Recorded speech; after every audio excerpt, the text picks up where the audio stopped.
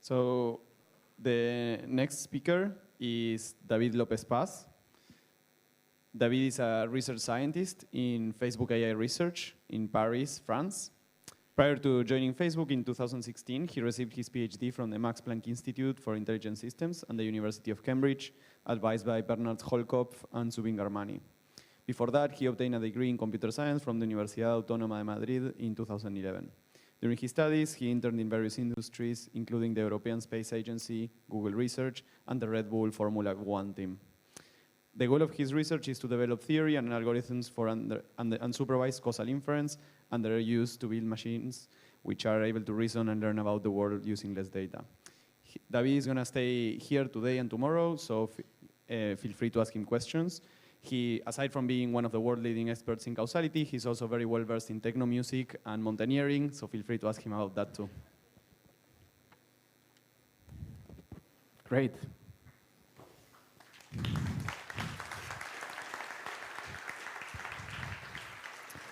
So I did a dry run today at my hotel room yesterday.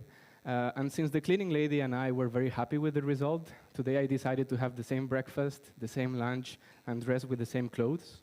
So I think if I got the causal relationships right, this can be a good talk.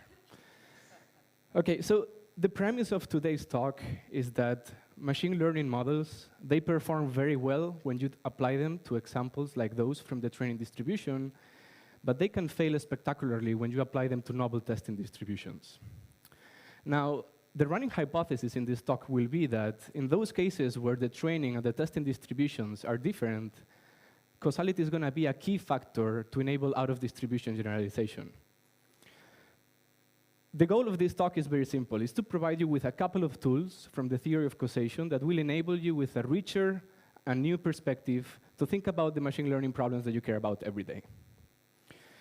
Now, one cool thing about this talk is that the problems that I will talk about, they persist even if you have infinite amounts of data and even if you are so clever as to choose your function class to make your learning problem realizable. So I hope to convince you that if you are interested in solving the out-of-generalization puzzle, it's key that you, not me, you, develop new learning paradigms that take into account the causation in data.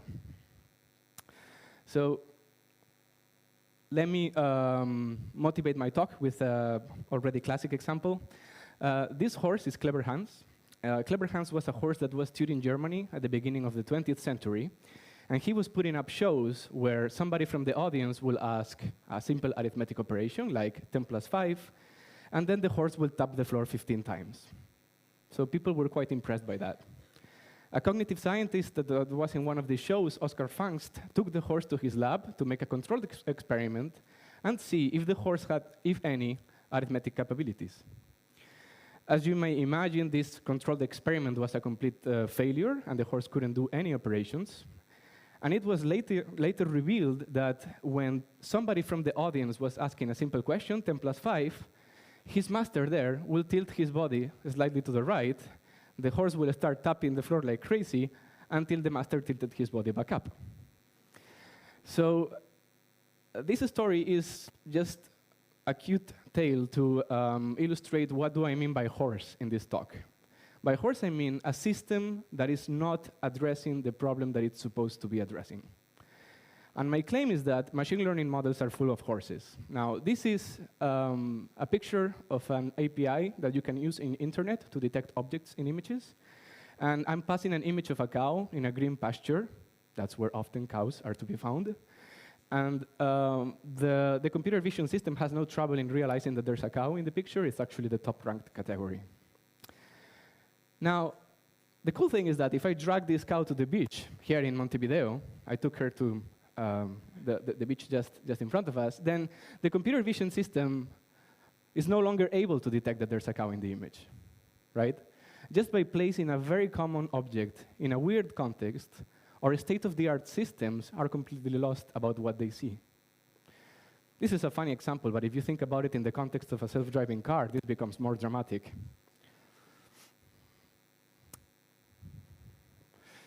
So it seems like the machine learning model is missing the elephant in the room, right? This is another example of an IBM computer vision system demoed at iClear 2017. I agree, the perspective is weird, my haircut is hideous, and the beard could be better maintained, but I'm being classified as a dog with 90% probability. No offense taken. Just to give you a more serious example to get warmed up, imagine that you want to classify sports, and most of your training data is comprised by black people playing basketball, Asian people playing ping pong, and white people playing baseball.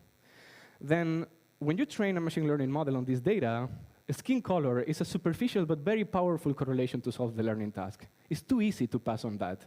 So the machine, when proposed a testing example, let's say, of a black person playing soccer, it will probably classify it as a basketball player. Now, all of these examples are responsible because of something that Zubin Garamani once called the big lie in machine learning. Don't look any other way, it's right here. The big lie in machine learning means that your training examples, well, the lie means that your training examples come from the same distribution than your testing examples, but this is often not the case. When this is not the case, when these two distributions are different, minimizing training error will try to absorb all the correlations that are in the training data. And if these correlations change from training to testing environments, then your machine learning model will crash. Let me convince you that your training data is always special in some way. Your training data, your X and Y pairs, they are always observed from the joint distribution of X and Y, given that it's observable. There's no other way. There's some things that you will never observe during training time, maybe during testing time, but during training time, you're always conditioned on observing things. Now, this is a real example from the Second World War. The US Navy was sending planes to fight, and then these planes were coming back, and they had enemy fire in some parts of the plane, and that's what I'm depicting here as red dots. And then the engineers were thinking, where should we protect better the planes? Can you give me an answer to this problem? The white part, why? Well, what happens is that the planes that were shot down in war, they were probably shot in the places that you don't see. And this is called the survivorship bias. This is just a way of me telling you that your training data is always special, and it pays off to think about that every time that you do machine learning. Now, I was very happy to see Joshua talking yesterday about very similar things in a very similar language. So if you recall his talk, and actually Chelsea's talk today as well, that would be a great context for the material that I will present. OK, so let's start by the basics. Causation is an old problem. We're not the first ones to think about it. These are 5 key people before the advent of statistics that were thinking about causation and its role to understand nature. And maybe we can warm up with a little trivia. Who's this guy? Not Socrates. Plato, right? He wrote Phaedo, maybe the first recording of someone talking about causation being the main instrument to understand nature. This guy, he's a student. Aristotle, right? He had these 4 causes, theory of nature. This guy, Thomas Aquinas, good. Yeah, he gave 5 ways of proving the existence of God, and one of them was saying, well, there has to be something that is the first cause, not caused by anything else. This guy, Hume, very good, yeah. Maybe the biggest empiricist of all times. He said that causation is something that you make up in your mind, but everything that you will be able to observe is just correlation. From correlation to causation is a mental leap that we do. But then someone came to argue against that. Come on, you got 4 of them. Who's the 5th one? Well, it's Kant, a rationalist, and he said that some truths are analytic, and causation is one of them, and we can access to that, et cetera, et cetera. OK, so let's get into business. Every talk about causation starts with the same thing. It's actually quite boring, but I have to do it, sorry. Every talk about causation starts with the saying, correlation does not imply causation. And this is actually the most important slide of the talk, so after this you can go to sleep. Everybody has heard this, but understanding it, it's a bit more involved. And I like to teach it by using Reichenbach's principle of common cause. This is a fancy name for a simple thing. It means that every time that you observe a correlation between 2 random variables, x and y, this can be due to 1 out of 4 possible cases, 4 possible causal explanations. Under the curtain, behind this correlation that you observe, it may be that X causes Y. It might be that Y causes X. It might be that there's something else that we didn't observe. That's what I mean by a dotted circle here, which is the common cause of X and Y. We call this a confounder. Or it could be, like in the example with the planes, that there's something else that is conditioning the collection of data that you're performing, and we call this selection bias. So now, every time, if you take anything from this talk, please let it be that every time that you observe a correlation between 2 random variables, this picture comes to mind. And you can analyze and reason about which one of these 4 cases could be, or mixture of these 4 cases. Now, let me illustrate the first 3 cases with some PyTorch script, because I think it's easier that way.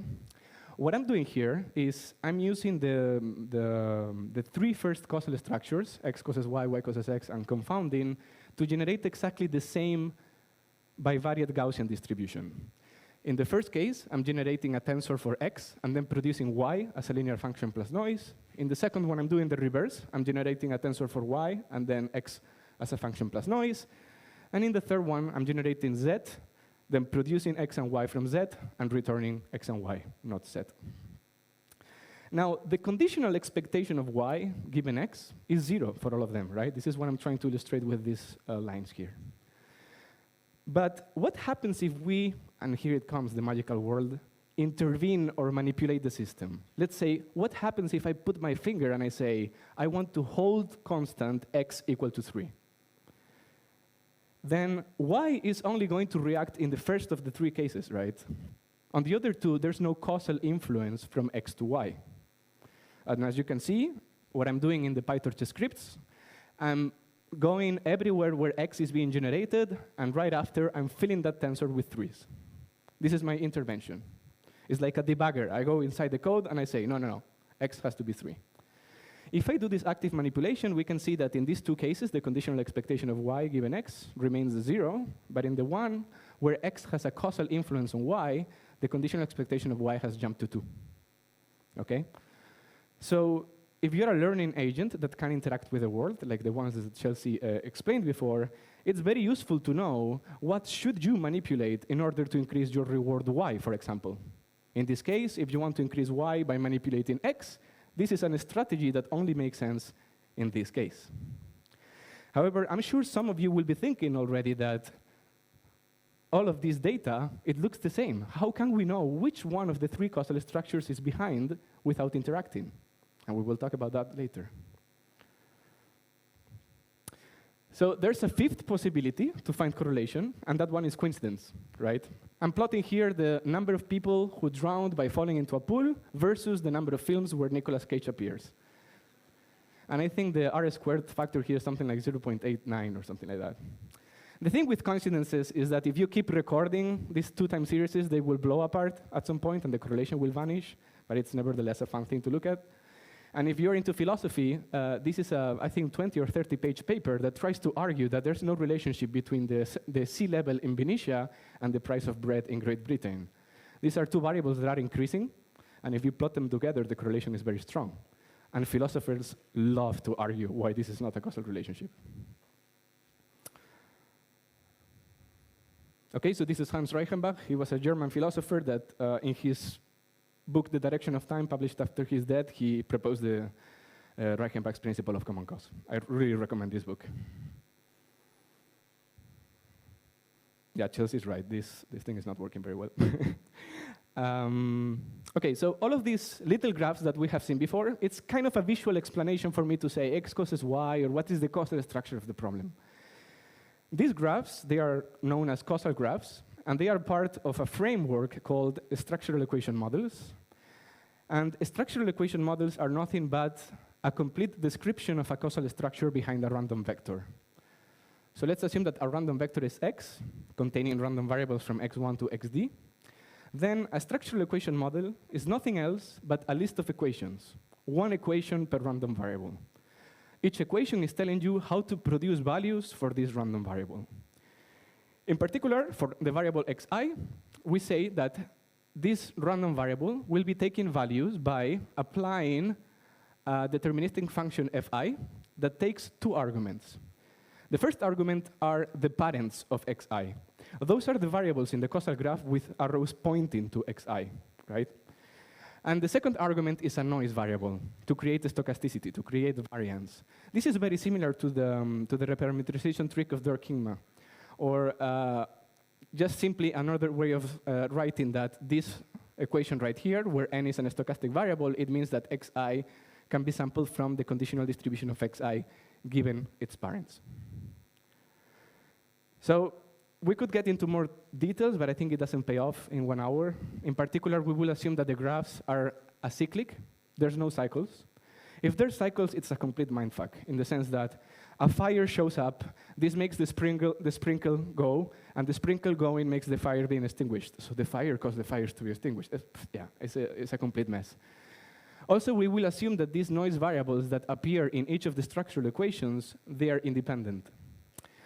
Because if they were not independent, we could apply Reichenbach's principle of common cause again, right? If N1 and N2 are dependent, then it must be the case that N1 causes N2, N2 causes N1, and there's a hidden confounder, or there's a selection bias, et cetera, et cetera. Actually, if the noise random variables are not independent, this means that we didn't observe all the variables that we should have observed. It means that there's hidden variables, and this is hell. So let me proceed with these two assumptions. Okay, so understanding structural equation models means understanding the three types of reasoning that you can do with them. From more primitive to more sophisticated reasoning, I will teach you how to do observational reasoning, interventional reasoning, and counterfactual reasoning. The most basic one is observational reasoning, which means observing the structural equations and computing correlations from them. What does this mean? A structural equation model is a list of equations, and we can walk them through in the topological order of the graph and compute values for x1, x2, x3, until we get a sample from the random vector. If we repeat this over and over again, we construct a data set drawn from the observational distribution of the structural equation model. We say this is the observational distribution because we're observing the equations run. We are not interacting with them. This is what we do in supervised learning, right? We observe the wall, we take pictures, we annotate them, but we do not interact with the world. This is what Judea Pearl calls curve fitting. And actually, he went on to say that if achievements of deep learning amount to just curve fitting. This was a very controversial claim, but I cannot say that I'm against that. Let's do a simple example. I have replaced the structural equations with a linear structural equation model. It's a simple one. X1 is just the external noise 1. Y is X1 plus its own noise. And X2 is Y plus its own noise as well. Now, if I collect a data set from these equations, I can ask myself, what is the expected value of Y when X2 equals 0? And what is the expected value of Y when X2 equals 5? Given that X1 equals 0 for this exercise. To do that, I collect data. And then I can fit, for example, a least squares estimator from x1 and x2 into y, because I know this is a consistent estimator of the conditional mean, and then plug the values that I'm interested in and get the conditional expectation of y out. Is this clear? I'm just doing linear regression from x1 and x2 into y in order to compute the conditional expectation of y. Yes? Awesome. So then you get this result, right? And there's nothing wrong with it. The conditional expectation of y given x2 equals 0 is 0, and the conditional expectation of y given x2 equals 5 is 2.5. But to me, this is both right and wrong, in the sense that it's true, this is the value of this object, but it kind of misses the point, doesn't it? x2 is not causing y. And these equations are telling me that if I fiddle with x2, if I change the value of x2, it seems that y changes. At least from an observational perspective, this is true. But if we would like to understand that if I intervene and manipulate the system, hack the system, and put my finger on x2 and set it to 5, y wouldn't change, right? This type of reasoning is interventional reasoning. It's the second step on the 3 types of reasoning that I can do with a structural equation model. So what is intervening? Intervening a structural equation model means that I will go to the equations of the structural equation model. I will replace some of these equations. And then I will observe the mutated, the intervened structural equation model. Before, it was just observing. Now it's, I go, I fiddle around it, and I observe. Let's consider the intervention of setting x2 equal to some value, constant. So I erase this equation, and I write down this one. In the graph, this means that I will erase this arrow, right? Because when I intervene on x2, this means that I overwrite all the influences that before were coming into x2. Now, in order to compute the expected value of y, given that I intervene and set x2 equal to 5, I observe data from this modified structural equation model, which in code, it's something like that. There's a subtlety here, and if I want to observe the expected value of y, given that I intervene and set x2 to 0, or given that I intervene x2 to 5, I need to collect data twice, right? Because those are two different structural equation models. I'm manipulating the same system in two different ways. So the same structural equation model is providing me with two different distributions. And of course, in this case, the expected value of y, given that I intervene and set x2 to 0, is 0, and this is the same value if I intervene on x2 and set it to 5. Do you see the difference between passive observation and computing correlations versus intervening on the system and computing causal effects?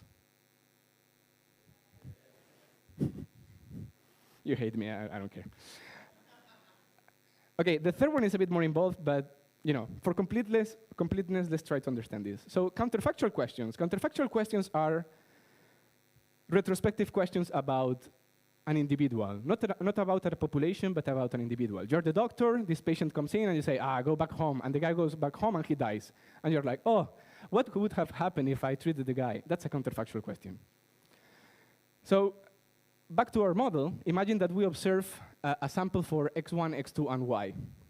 A counterfactual question would be, what value would y had taken had x1 been equal to x1 prime?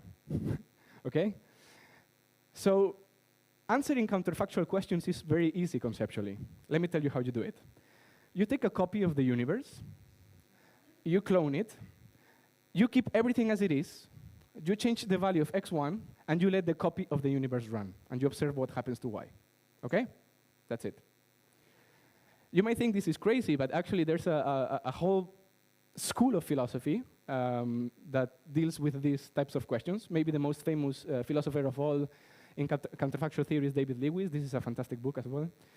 I know you're not going to read any of these books, but they're good.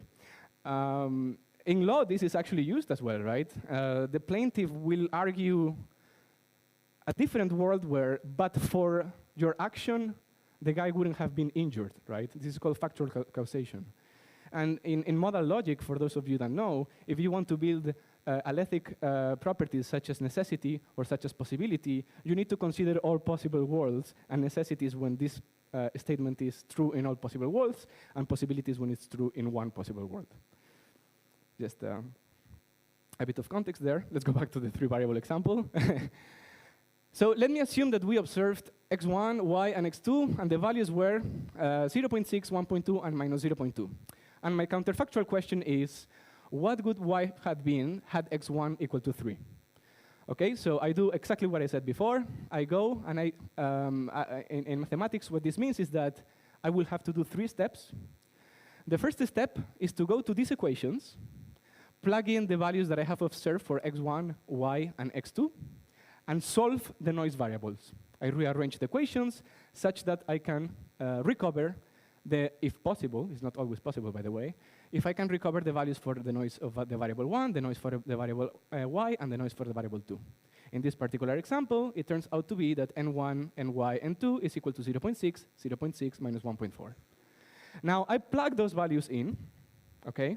So now my structural equation is populated with both the sample that I observed for the observed variables and the values that I investigated that the noise variables had to take. And what I do is to perform the intervention that I'm interested in, like giving the pill to this guy or whatever, right? So the intervention in this case is setting x1 to 3, and then I run the structural equation to find what y would be. And in this case, it would be 3.6. OK? This sounds like a bit theoretical and so on. It is, but I think the main aspect that we should remember from structural equation models is the following. In machine learning, in supervised learning, we passively observe the world, we collect data, and then we find correlations. And this is this associational type of reasoning, right? This is the most primitive, the most basic type of reasoning that you can do if you have a causal model. Now, it's the type of reasoning that requires less data, less knowledge about the causal model. The second type of reasoning that you can do is interventional. For that, you need to know some properties of the graph, what causes what. And then the most advanced type of reasoning, which subsumes them all, is counterfactual reasoning. And for that, as you saw before, we need to know exactly the equations of the structural equation model. So in causality, like in any other field, there's no free lunch. If you want to do more sophisticated things, you need to assume more about about the world. Any questions so far? So these ideas, they are simple, but they got somebody the Turing Award in 2011.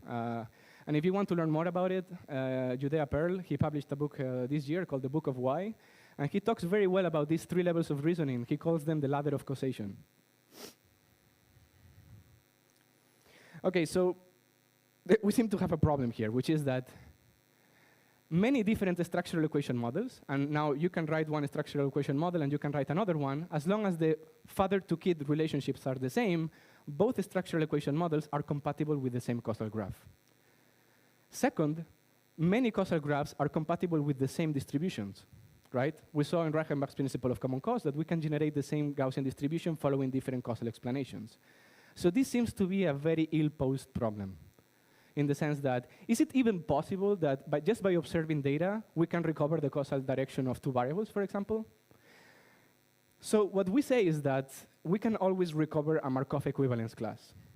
A Markov equivalence class is the set of graphs that are compatible with the data that you observe. Now, like always in machine learning, the more assumptions you put in, the stronger your analysis about the data can be, right? So if I start assuming things about the structural equation model, about the unknown structural equation model, then the Markov equivalence class, that is the compatible graphs with the data, starts to shrink. And the more assumptions you put in, the less compatible graphs you get, until there's only one. And in that case, we say that the causal relation is identifiable.